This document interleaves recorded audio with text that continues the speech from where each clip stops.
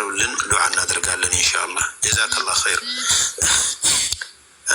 ሌላው አሰላሙ አለይኩም ወራህመቱላሂ ወበረካቱ። ሰላም ነው። ሐሰን ከወሎ ኮምቦልቻ ጥያቄ ነበረኝ ይላል። በጾም ወቅት አክታ በድንገት ቢገባብኝ ወይም ሶላት ላይ ያለው አክታ ቢመጣ ምንድን ነው የማደርገው? አክታ ሆን ብለህ አውጥተህ አፍህ ላይ ሰብስበው ካልዋጥከው በስተቀር ችግር የለውም። ጾምም አያበላሽም፣ ሶላትም አያበላሽም። አፍህ ላይ ከደረሰና ሰብስበህ ማውጣት ከቻልክ ግን ማውጣት ነው ያለብን። ሶላት ላይ ያለ ምን ታደርገዋለህ? ምን ችግር አለ? ታወጣለህ። ሶፍት ካለስ በሶፍት ታወጣለህ። ሶፍት ከሌለህ ደግሞ በለበስከው ልብስ ሀታ በእንትንህም ቢሆን እንደዚህ አድርገህ አውጣና እዚህ ይተፋ። ምን ችግር አለው? ወደ ቀኝ ወደ ፊት ለፊት እንዳተፋ፣ ወደ ቀኝ እንዳተፋ፣ እነማ ወደ ግራ ከግራ እግርህ ስር ልተፋ ትችላለህ። ሜዳ ምትን አፈር በሆነበት እኛ ጋር ምንጣፍ ስለሆነ ከዚያ ሁሉ በልብሳችሁ አድርጉት ነው ያሉት ረሱል ሰለላሁ ዐለይሂ ወሰለም። ሁለተኛው ጥያቄ ምራቅስ እንዴት ነው መዋጥ የሚቻለው? በምን አይነት መልኩ? ያው ነው እኮ ምራቁም አኽታውም ችግራቸው ተመሳሳይ ነው። ሱአለኝ አሰላሙ አለይኩም ወራህመቱላሂ ወበረካቱሁ። ኡስታዝ እንዴት ናችሁ? ጥያቄ ነበረኝ። የክርስቲያን ስጋ መብላት ይቻላል? ቢያብራሩልኝ። ይሄ ጥያቄ በጣም ነው የሚደጋገመው፣ ለምን እንደሆነ አላውቅም። እርግጥ ሁሉም ስለማይሰማው ይሆናል የምትደጋገሙት። የክርስቲያን ስጋ ማለት ክርስቲያን ያረደው ማለት ነው። ክርስቲያን ማለት በቁርአን ህግ በሐዲስ ህግ አህሉል ኪታብ ይባላሉ፣ የመጽሐፍ ባለቤቶች ይባላሉ።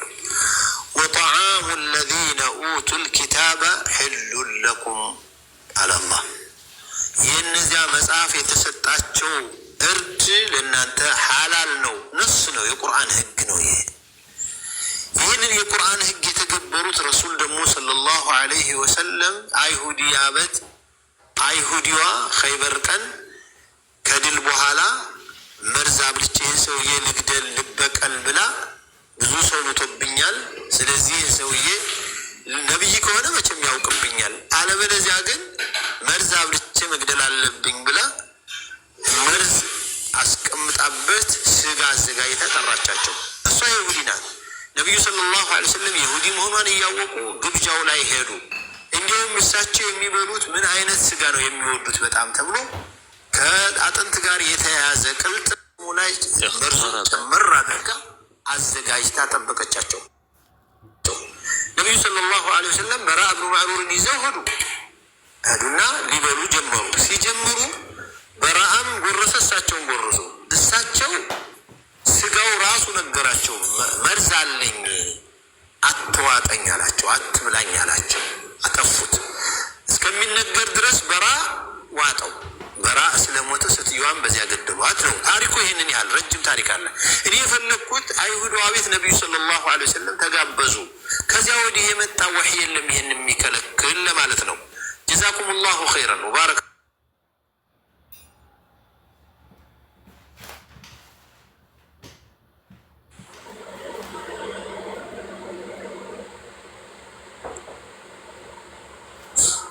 አሰላሙ አለይኩም ወራህመቱላሂ ወበረካቱ። ኡስታዝ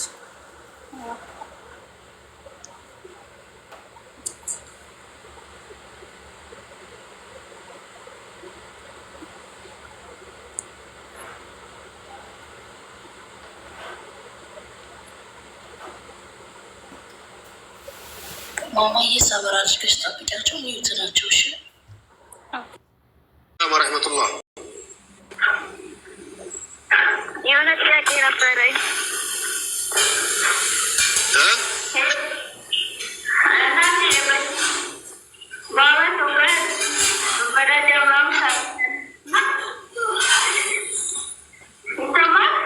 እናቴ ያልሽ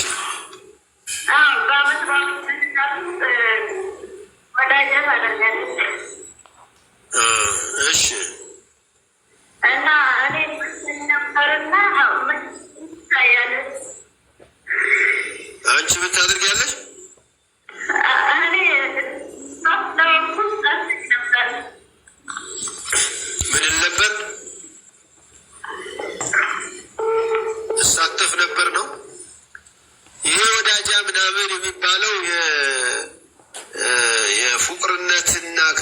ከዱዓ ጋራ የተያያዘ ነገር አድርገው የሚያረጉት የዱዓ ቋንቋ መሰለኝ ወዳጃ ማለት በአመት ተጠብቆ የሚደረግ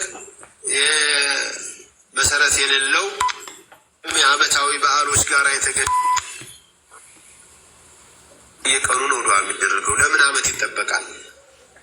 በየደቂቃው በየሰከንዱ ዱዓ ማድረግ ይቻላል። እና ኡድዑኒ አስተጅብ ለኩም ነው አስተጅብ ለኩም ነው። ወኢዛ ሰአለከ ዒባዲ ዐኒ ፈኢኒ ቀሪቡን ኡጂቡ ደዕወተ ዳዒ ኢዛ ደዓኒ ነው የሚለው አላህ።